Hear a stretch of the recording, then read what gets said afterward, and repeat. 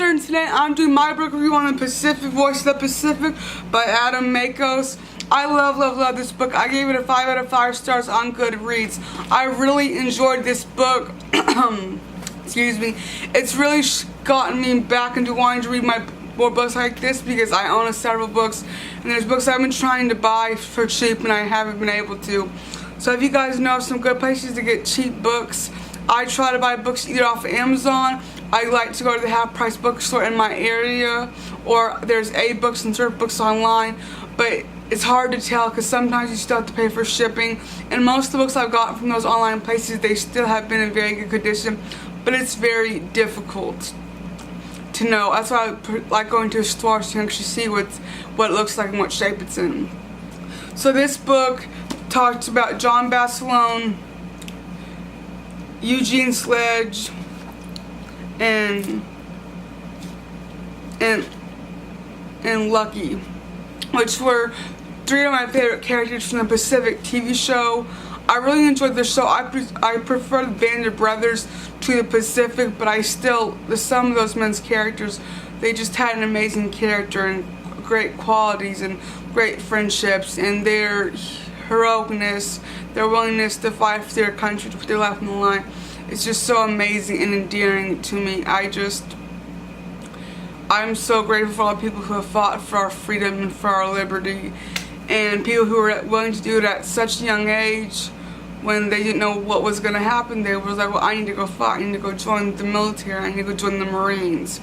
And that's just so amazing and heroic, and it really shows how our world was, how America was built and how it was able to get to how it was, and hopefully one day maybe we can get back into that, how it was. So I want to read you guys the last line from this book, which I love. It just kind of gave me chills, and I really agree with this. It's so sad to see where America has gone. You know, in the beginning I feel like we were so much more following what God would want us to do, doing what we thought what the Lord was leading us to do, and it's kind of falling away from that. They're taking God out of our schools, out of the government. You know, people don't even want, you know, to pray they can't pray at schools anymore because it might hurt someone or offend someone, and I don't want people to get offended by it, but you know, one of our amendments is free speech, and so people should be able to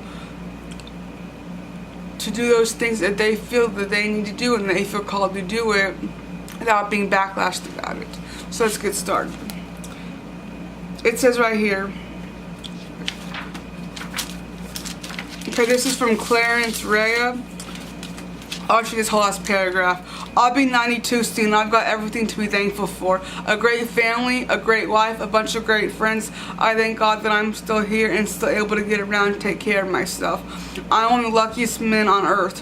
I was in the right place at the right time. It seems all the time. I love the military and I've got a lot of good memories. My message to everyone is to care about your country. America is a great country and it's worth taking care of. That's my story. And there's this other line I wanted to read you guys, which was from Sid Phillips. He said, we need to revive patriotism. It's a serious thing, and if we don't do it, we'll decline and become a has-been nation. I've heard the reference to our generation as the greatest generation. We were a great generation, no doubt about it. We were patriotic, we had jobs to do, and we needed to do our duty. Yeah, I think the greatest generation is still a generation to come. It's a generation that will turn our nation back to God. And that just gave me chills. That is so true. I hope you guys like this video. I love to know your thoughts and comments about this book. I'll see you guys next in another video. Please be sure to like this video, and I'll see you guys next in another one. Goodbye.